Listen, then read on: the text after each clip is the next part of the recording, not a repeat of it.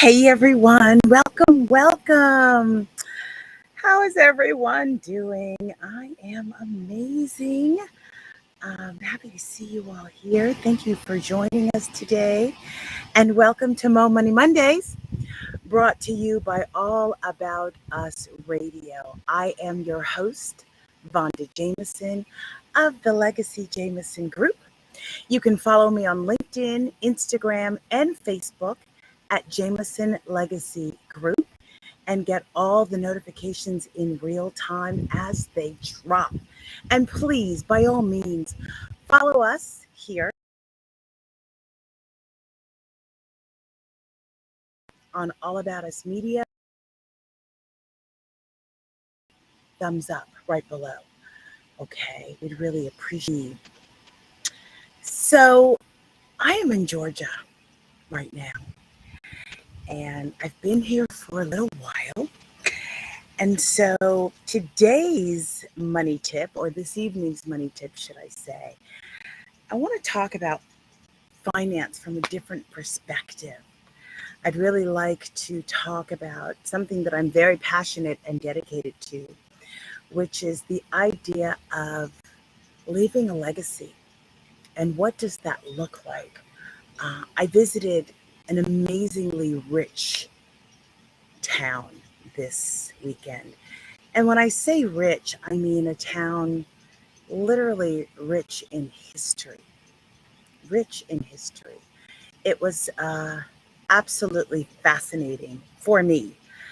And I gathered with some friends, a group of professional women, and we visited Savannah, Georgia. Now, I had never been to Savannah, Georgia, so I had no idea what to expect. And a day or so before my journey began, my mother let me know that my great great grandfather was from Savannah and he was of the Geechee culture, okay, which was a time when human beings were born with Nigerian ancestry.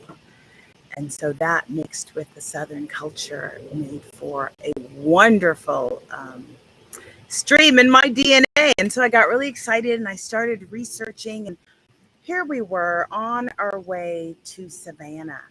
Now, I did learn just a little bit more, so that I could be of some sort of impact. And so, for those of you that may not know, let me just bring you up to speed with the history of Savannah, Georgia, because the only thing that I'd really heard was about the slavery and how Savannah was on it's on the river's edge. And so it was really great for export, import, and very well known for that. So I'm going to share some of what I've learned. Between 1735 and 1750, Georgia was, I hope you can still see me, let's see, was the only British American colony to attempt to prohibit Black slavery as a matter of public policy. Now, I was fascinated right there. Slavery was a huge commodity at that time. And so the decision to ban slavery was made by the founders of Georgia, who were the trustees. So regarding slavery being banned, General James Oglethorpe, and yes, he has a street named after him, and the other trustees were not opposed to the enslavement of Africans as a matter of principle. They banned slavery in Georgia because it was inconsistent with their social and economic intentions. Let me say that again. They banned slavery because it was inconsistent with their social and economic intentions. So, given the Spanish presence in Florida, okay, slavery also seemed certain to threaten the military security of the colony. I found that very interesting. Spain offered freedom in exchange for military service. And so any African captive brought to Georgia could be expected to help the Spanish in their efforts to destroy the still fragile English colony. So just a little reasoning of why that was so important or powerful. The trustees of Georgia wished to guarantee the early settlers a comfortable living rather than the prospect of an enormous personal wealth associated with the plantation economics elsewhere in British America, and which was also beginning to happen in America, definitely beginning to pop up.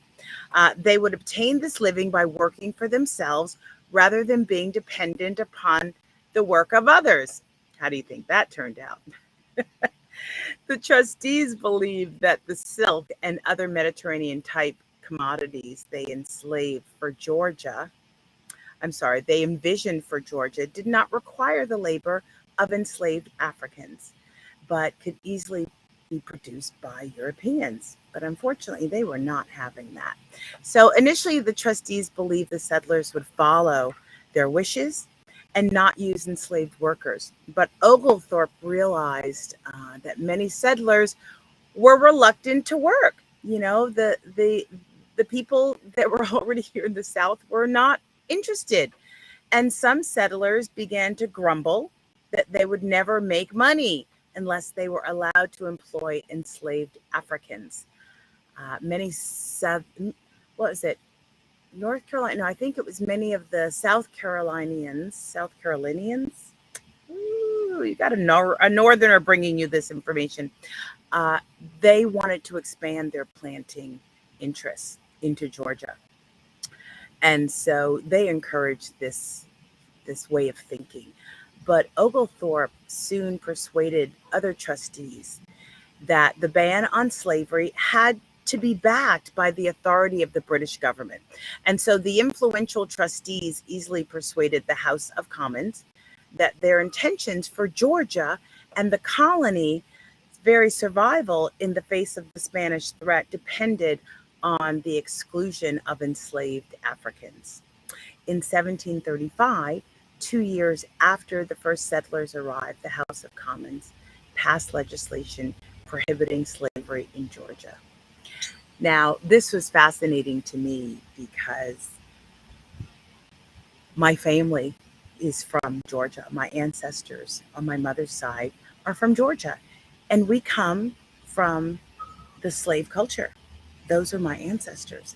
And my great grands tell stories about their experience being sharecroppers and the stories that they were told that came out of our ancestors in slavery. So I knew this part, and for me, I was trying to make the connection of, well, how did we get here? So Savannah was very, very important for me. So slavery was demanded. Georgians campaigned to overturn the parliamentary ban on slavery, and it was soon underway, and it grew intense during the late 1730s. So we're talking 18th century. Its most important leaders uh, were part of the trustees, secretary in Georgia, and they and their band of supporters bombarded the trustees with letters and objections and petitions demanding that slavery be permitted in Georgia. They also wrote, pamphlets which they set out to further their case, giving more details. So it's just so interesting that exactly where, or part of the country in America where slavery began, that there was a real attempt to abolish before it even began to flourish, all for socioeconomic purposes. And anyway, I hope you're as fascinated by that as I am. I wanted to wrap, what was it? There was something I found. By the mid 1740s, the trustees realized that excluding slavery was rapidly becoming a lost cause, right? People didn't want to do it themselves. I don't think that work hard programming or that infiltration that we've learned in school, work really, really hard so you can go really, really far, that hadn't started.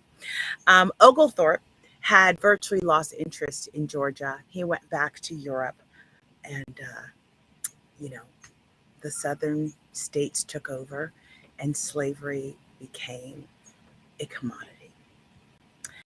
And so in that, discovering that my ancestry came from, yes, from Georgia, but also from Savannah, uh, we did an Airbnb in this amazing house. And I want to speak to that a little bit as well. What's happening with gentrification and business in some of these historical places that were uh, built on the blacks, on the built on the backs of slavery or black people. So maybe I did mean to say that, huh? Built on the backs of black people. Yeah, built on the backs of slaves, and what that really means for us now and what that's looking like in our communities. I know, being a New Yorker, it's been quite controversial, right? The socioeconomic building that is going on. And as a Harlem native, I have been able to experience that up close and personal. So people like me are very necessary, I believe. And I don't mean someone in the financial industry, I mean educated people of color to really help maintain the communication and the peace. At least that has been my experience. And that has been my position, because diversity is key. We all know that it's time to get rid of segregated mindset. However, let's be real, it still exists. Socioeconomics still exists. There is still a huge divide based on financial and income. So it is what it is. I don't know how. Okay, let me be intentional with my words. My efforts to maintain the education and the information. This is why I do what I do. I am committed to that. I love tracing our history, though, of how we got here, because it helps me to understand where we are going. Um, so, one of the businesses that's flourishing in areas like this that used to be filled with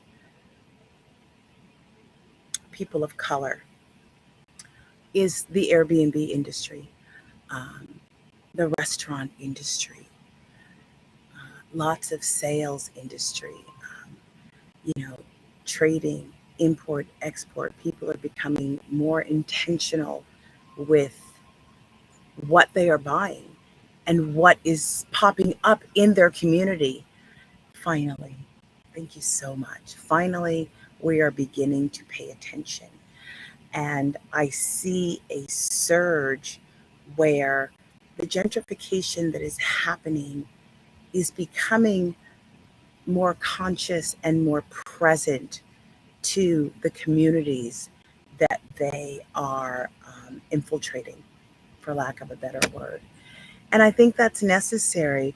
We have to be sensitive to the generations, the elders, the ancestors that have committed and dedicated themselves to these neighborhoods and these communities.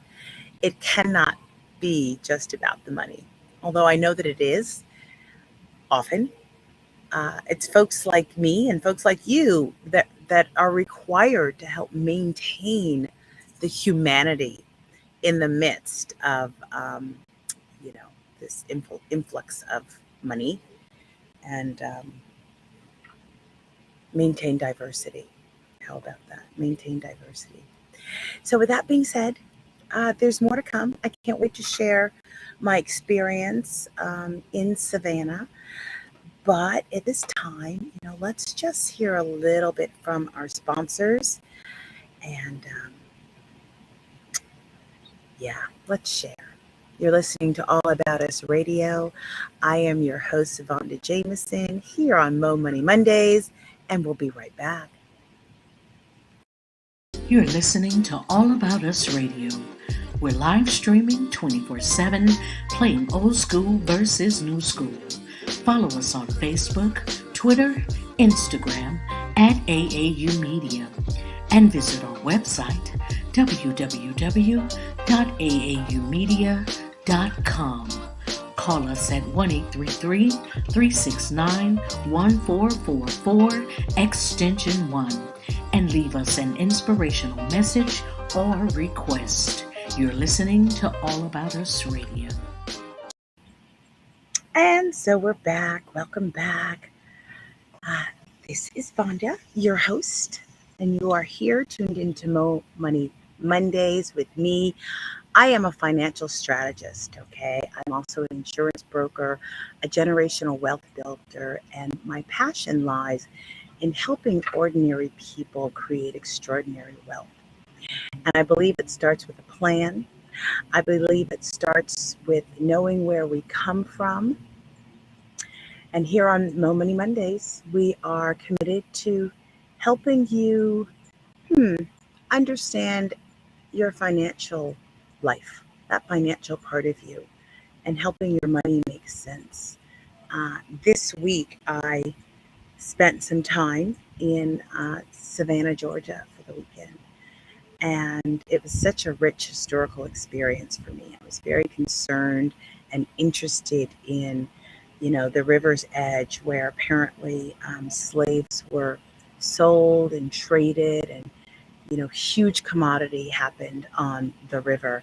And so, of course, I went and I visited, and there's still huge commodity, but we're in the 21st century, so it looks way, way different. It's filled with candy shops and ice cream stores and restaurants, but there's so much rich history, and we got to tour the libraries, and I wasn't able to go on one of the tour cruises, which I really want to do, but I was able to speak with a young lady. I'm going to see if I can figure out how to bring in. Let's see if I can do this now, right? Because I'm doing my own board. Let's see if I can show you a little bit of a clip that I have put together for you guys. Anyway, we stayed in this fantastic Airbnb, and there was a little controversy because, one neighbor was a Black woman and the other neighbor was a white woman. And the neighbor that was a Black woman was, how should I say, very happy to see us. And she let us know that the house that we were in, the little mini mansion, was owned by Black folks back in the day and recently bought by white folks, young white folks. And she felt that they were storming her neighborhood and not being very kind or fair. And so, we had some conversation, and I learned so much. You guys, talk with your elders. They are filled with wisdom. They are filled with information. They are filled with the most terrific stories. So I'm wondering if I can bring this to you. Let's see. Perhaps I can.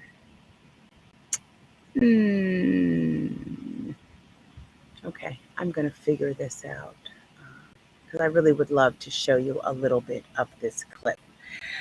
So we've been talking about legacy. We spent the weekend, the better part of the weekend, talking about legacy and what that means. And so I was reminded, I'm always speaking about, my clients. We are talking about money and policies and plans and retirement and leaving inheritance. But what I wanted to share today is that legacy is not only about the monetary value. Yes, it is about land, and it is about your estate, and it is about property, and it's about inheritance. But it's also about us and what we leave behind as people. It's about our efforts. It's about our attitudes. It's about our recipes. It's about our religion. It's about our attitudes. And so I have some stuff that I would like to share. It's about who you are, who your family was, who your ancestors were, How many of you are really um, sitting down to discuss where you came from with your parents while they're still here? What was it like when you were being born? What were your parents doing when you were in utero and your mother was pregnant with you? That's where our legacy starts for us, our own personal journey. And I had no idea how important it was to who I am. And I started asking questions and working my way to current time with my mom. Was she happy when she was pregnant? You know, was she sad? Was she frustrated? Was my dad being a good husband? All of those things help to cultivate who we are and our character, and begin our own legacy. So, this particular weekend, I really learned a lot about building that spiritual legacy. I speak so often about the monetary legacy. And so, if you knew with absolute certainty that you'd die exactly 1 year from now, who are the top people, the top 5 people, let's ask, that you would want to invest your time in? Okay, I'm talking about that kind of legacy this weekend, today, tonight. And so every day, without knowing if we're passing, or what that process is going to be like, we don't know. But are we really passing down the things that matter? Because it's not just financial. Where we come from, who we come from, our ancestry, that is legacy. So we plan on how to pass down our wealth. But when it comes down to the intangibles, the kind of stuff money can't buy, right? Uh, the truth is that the average person will miss the opportunity to pass on what matters the most to their family, their people, their loved ones. So, who comes to mind when you think about those that you would like to pass down a lasting inheritance to? Is it your family? Is it your friends? Is it your extended family? Maybe it's your children. Maybe it's your spiritual children. The people that you maybe learn with or are with in a small group, or the people at your workplace or school. What does that look like? So it might be different for all of us. But one thing is certain: God has uploaded the truth in his spirit in each one of us, each one of his children. So the responsibility to download or transfer that information or our truth to others is it's very valuable. Okay, that truth that God has given us, and I believe that that is our spiritual legacy. Okay, so building on a legacy or building on a spiritual legacy requires us to live out our faith with transparency and pass down the character traits that God is refining in us. So, what does that look like for you?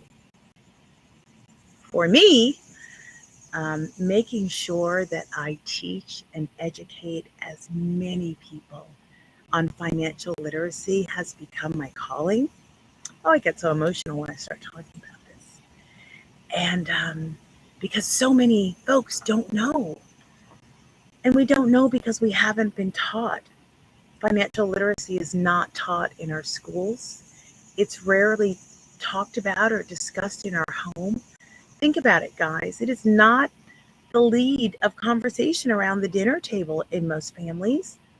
Maybe once you start college or you become an adult, you might visit your parents and want to have those discussions, but we're not being reared with that. So that's what it looks like for me. And when you're willing to share how you respond to, hardships, or how you approach work, or how you approach your finances, manage your money, make decisions, you bring tremendous life-changing potential to those around you.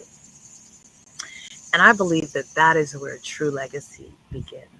Um, Even when your life feels like it's a train wreck, okay, God can and will use your experiences to help others grow when you trust Him and trust your faith in that way, okay? So please, I invite you to share your legacy with people. You don't have to be gone to have legacy. We think that legacy is something that only our ancestors can pass on, right? And that we can only share once we have passed away. But that is certainly not true. And I'm here to be that example that that is not true. Okay, let's see if I can pull up this video for you. Can I share my screen? I don't think so because it's not in my file. Oh, poo, poo, poo, poo. So let me tell you about Miss Edna, since I can't share the video. I'm going to try one more opportunity, though. One more time. Let me try one more time. Nope, I'm unable to share it. It's okay. So we rented a beautiful Airbnb that our neighbors told us was a new purchase by. The house was a new purchase by some a couple of young white people. How about that? Um, and so I had the opportunity to share with this Black elder the importance of the diversity, socioeconomic wise, in neighborhoods and in communities, and put her mind at ease about what these rentals were actually doing in our communities. And I was honored to be able to bring that conversation to her so that she could develop an understanding. Because, so many of these neighborhoods that have become, wow, low income neighborhoods, impoverished neighborhoods need support because the folks that are living there are receiving such low income that they can't afford to really put the money back into their community. So yes, there is a need. However, how we step into these communities and into these neighborhoods are very, very important. But for now, we're going to go to a commercial, and when we come back, I would like to speak to a little bit more about how gentrification can be handled with a little bit more grace and a little gentler. We'll be right back. This is Vanda, and you are listening to Mo Money Mondays here on All About Us Radio.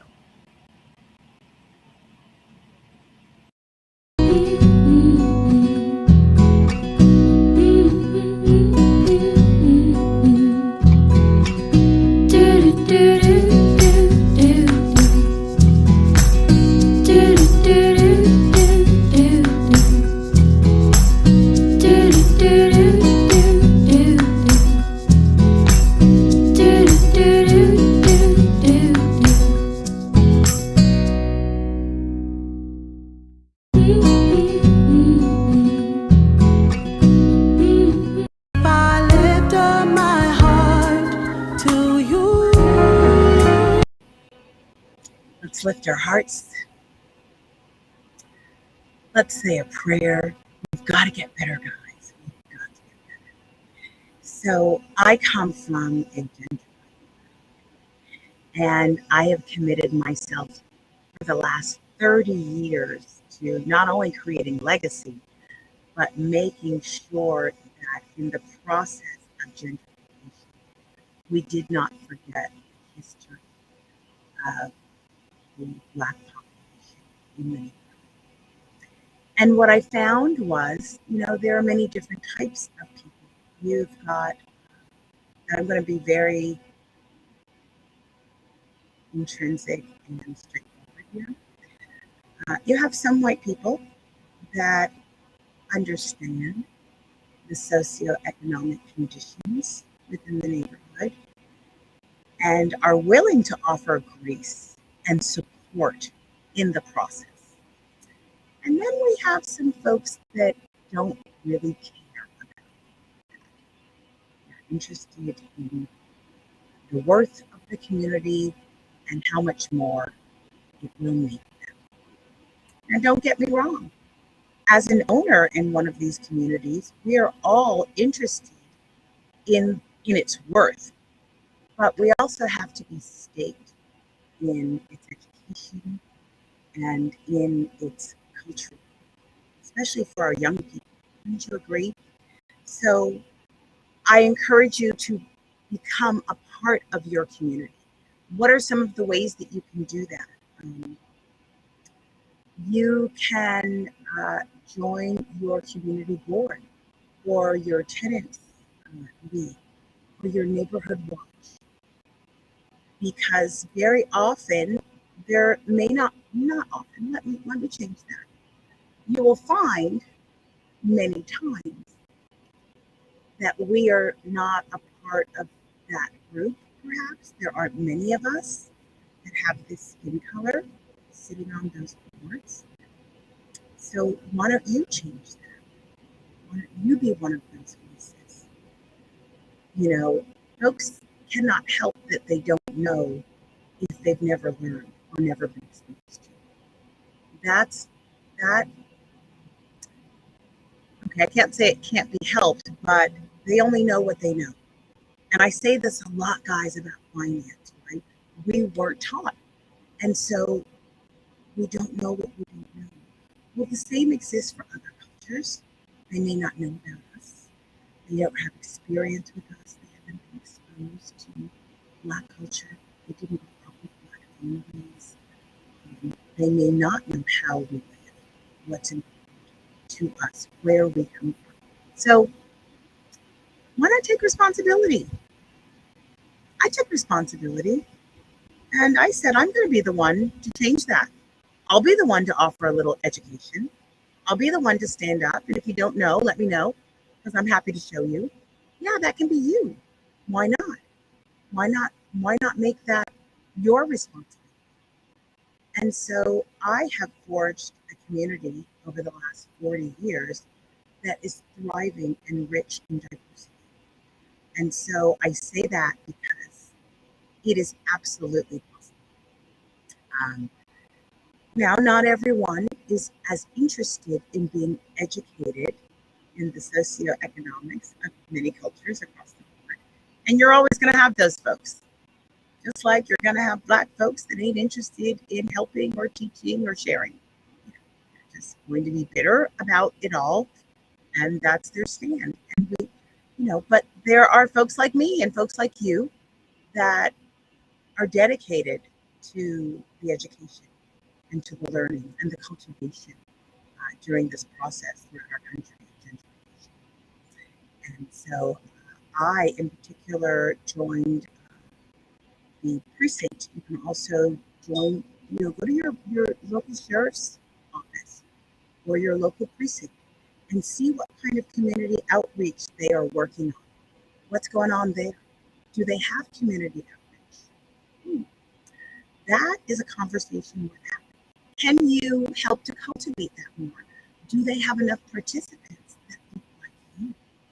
And that might be single mothers, and that might be single fathers, that might be different types of folks from different cultures. But the only way that we can really expect to see and feel the grace in our community is to make sure that we have a voice and make sure that our voice is heard. We don't need to, go to the senator's office for that. We can start at the bottom. So start in your community. And anyway, I was able to share so much of this with this elder that I met in the house next door to the one that the young white people bought that she was not happy about. And when I started to, I'm sorry, it is so hot out here. When I began to discuss the idea of, you know what, maybe I can get some of this. Let's see. When I was able to explain to her the business of renting and housing and what that looks like these days, it's changed. And she had no idea. So I started the conversation with Miss Edna Ware Brown Castro. She had been married 3 times. Her father had left her the house because we asked her how long she'd been in the neighborhood, and she began to give us her history. She'd been in that neighborhood for most of her life. Her father owned the house and left it to her. And so, of course, that surged my whole connection with legacy, and I got really excited. And we began to talk about what that looks like, taxes, the fact that our house is paid off. Why aren't we doing more of that for our children? Why aren't we leaving that kind of legacy? Why are our children still paying for mortgages? Why are so many of our children still paying rent? That's a question. Why? I mean, when I was in Savannah, we're talking, 18th century slavery, 17th century. We're in the 21st century. We've had plenty of time to get it together. Yes, we've lost a lot. We've had time to create so much more. So I ask again, why are our children paying rent and paying some mortgages? It just doesn't really compute. It doesn't make sense. So what are we doing out there, folks? What kind of legacy are we? And I know maybe many of you can understand this. Maybe this resonates for many. How many of you have had family members leave property or leave homes? Or maybe when you were a child, great people. Where is that now? Yes. We're having a few connection issues, but we're still here. Think about that. Do you have a story like that? Have you heard about that? Do you recall your parents or your mom or your dad or family members on property? And where is it now? A relative died. They left a house. They didn't have a will. Maybe it was in probate. Maybe there was a will, but they didn't include all the children. And once it was all determined who got, folks didn't know what to do with it or how to divide it, or maybe they didn't give it any attention at all, and years went by and it deteriorated. Somehow they lost it. We've heard that story. Property that was willed to our family members has been lost due to ignorance, due to lack of education. There it is, financial literacy, right?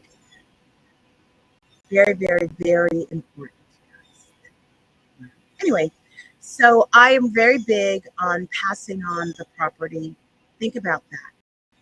I've seen some families, they're in their 6th or 7th house and still pay mortgage 20 years later. That's a very expensive legacy to leave. Very expensive legacy to leave. So please, let's think beyond ourselves and think well into the future, well into our future. It's interesting because I had a friend call me. How about this? And I've been speaking about legacy for a couple of decades now, right? Once I really understood how important it was and how hard my own ancestors worked to have these homes that they were leaving, how important it was to just not let it fall by the wayside, how important it was to visit these homes and seek out the area and figure out what to do to preserve this area. One of the properties sat for 15 years before we could afford to renovate. So for 15 years, we just paid the taxes. There was incredible deterioration. But think about what happens with folks and what they do. How many folks are having what do you call settlements happen? You get a settlement. What are you doing? Oh, you're going and buying another house, new mortgage, huh? You're not going and putting money into that house that an ancestor left. I'm just saying. Let's think about what we're doing with our money, because I've seen that plenty of times. It actually exists in my own family. There's a house that my Auntie Agnes left to her children and grandchildren. It's been sitting for well over 25 years.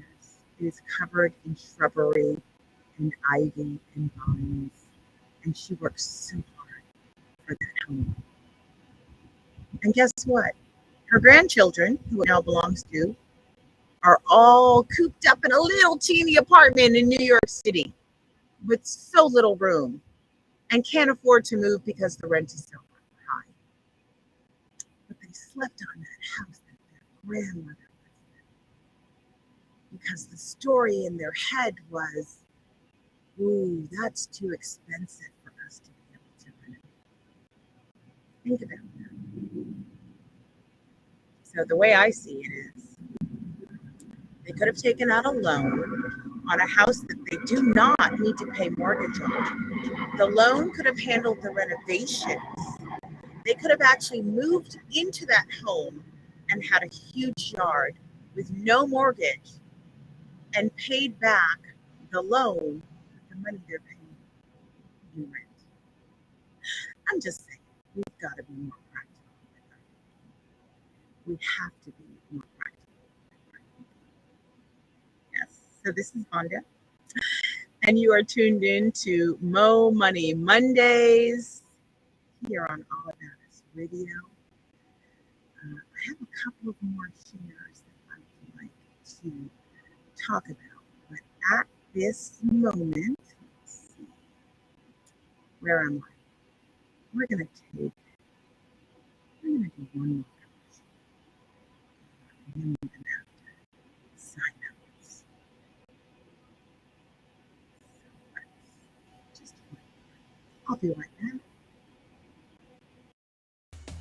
Hello, this is Najesti from Butter Me Essentials Natural Hair and Body Company. We are located in Brooklyn, New York. We are a family-owned company, which is run by my husband Vaden and I. Do you have hair that is hard to manage? Having trouble with hair growth? Is your skin always dry? No problem. Butter Me Essentials is here with the solution. We specialize in hair butters, pomades, hair elixirs, shampoos, conditioners, luxury soaps, body butters, lotion bars, perfumes, scrubs, and so much more. All of our products is made with natural and organic ingredients such as shea butter, cocoa butter, mango butter, Jamaican black castor oil, avocado oil, Oregon oil, and essential oils. There is no sulfates, petroleum, mineral oils, or parabens, just all natural goodness. If you would like to order our products, check out our website at buttermeessentials.com, buttermeessentials.com, or call 646-524-3351, 646-524-3351. Check Butter Me Essentials, y'all. You heard? Okay, so I'm going to wrap with just a couple of items that I'd like to cover on my list of financial education, my literacy list, to help y'all learn how to leave legacy and accommodate you with the flourish of gentrification, because it is real and it's coming in every neighborhood. But we can handle it with grace and welcome it and really create peace and order, resilience, and economic increase in our communities if we do it the right way. I think I left off with please volunteer. Please volunteer in your community. That is the first step.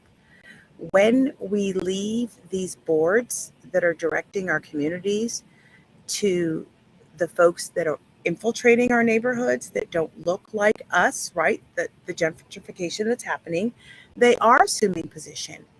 So nobody's necessarily pushing us out. We are just not taking our seats at the table. So let's take our seats at the table. I made sure that I took my seat at the table. And you know what was really probably one of the most rewarding moments that I can remember is that I got to a place where I had white people defending the cause because they understood. So I just want you to understand that there is an alliance out there and available to us during this whole socioeconomic transition that is happening in many of our communities. And they are ready, willing, and able to align with us. So careful of the stories that you tell yourself. It is not all bad. There are so many great opportunities that can come out of what is happening across our country in the world of gentrification and our socioeconomic transitions that are happening. Let's see if I can find what I wanted to share with y'all. Where is it? Okay, I got it.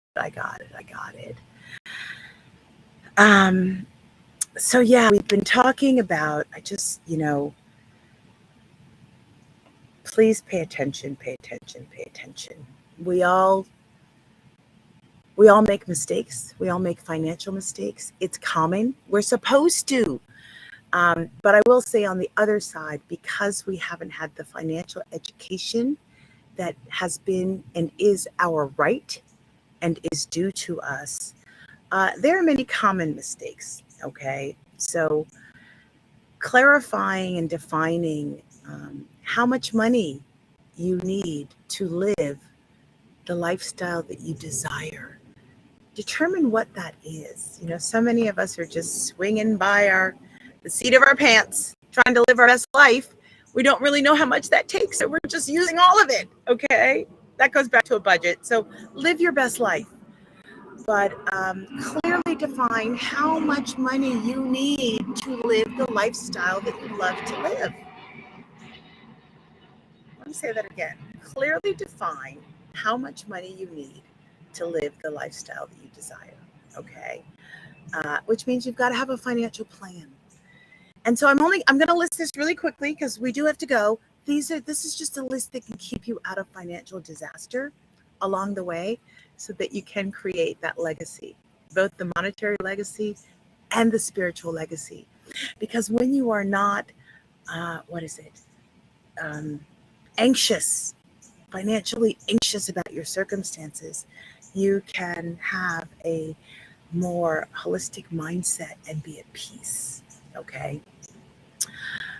And I really, one of the things I recommend is that you get yourself a financial mentor or an advisor or a coach.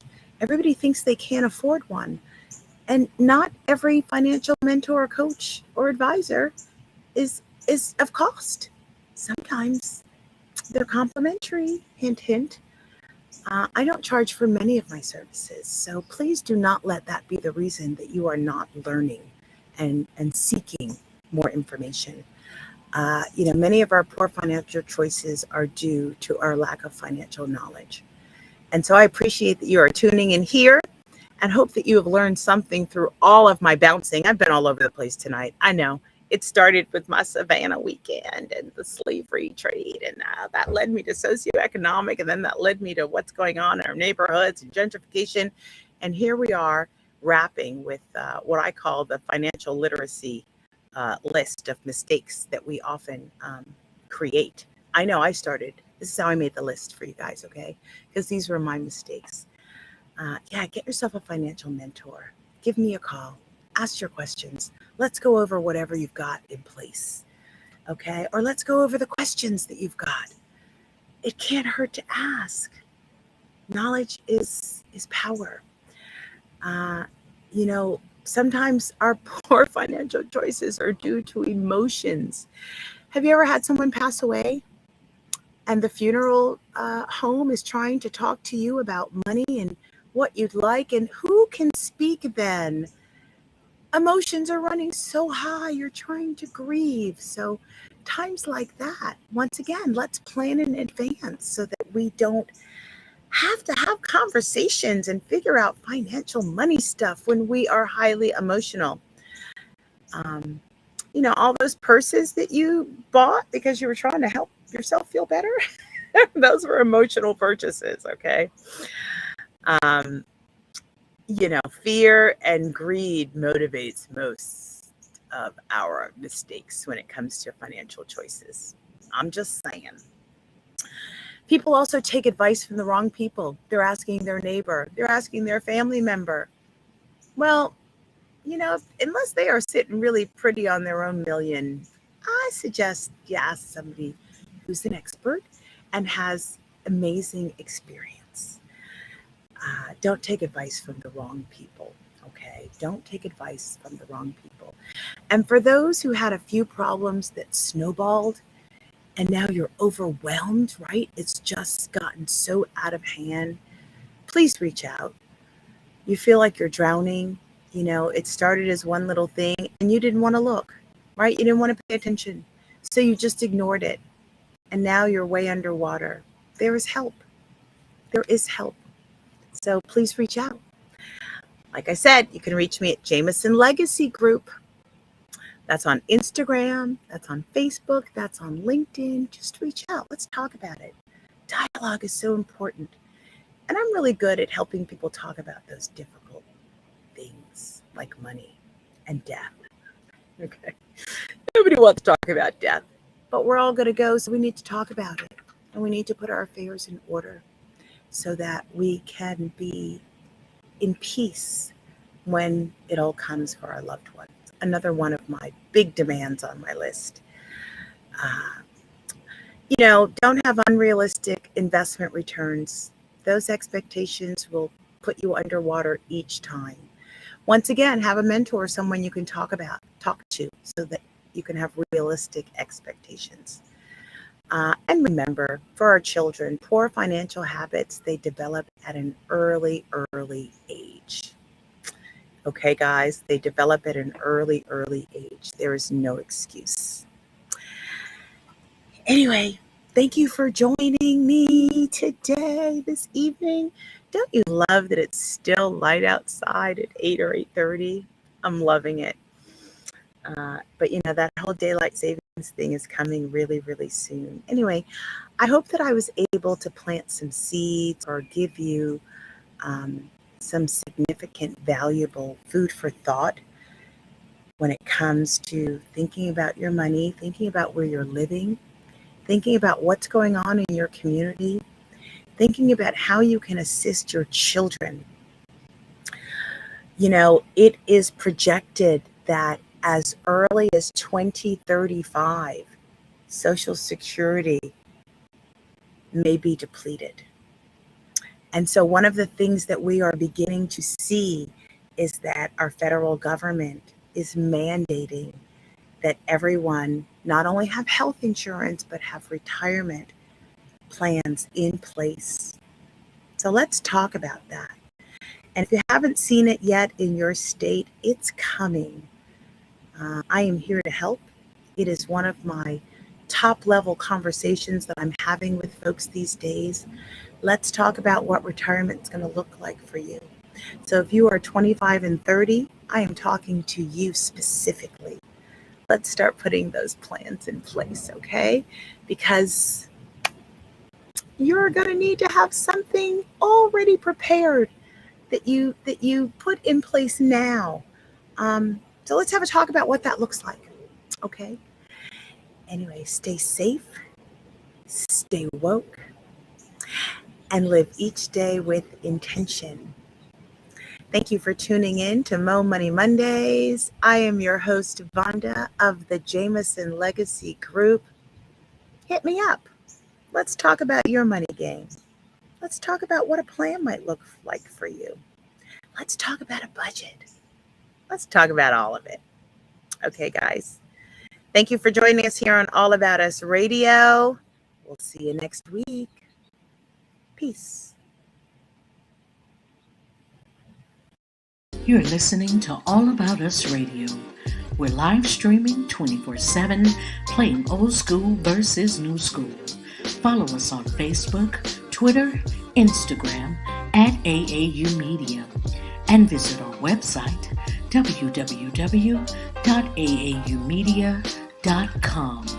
Call us at 1-833-369-1444, extension 1, and leave us an inspirational message or request. You're listening to All About Us Radio.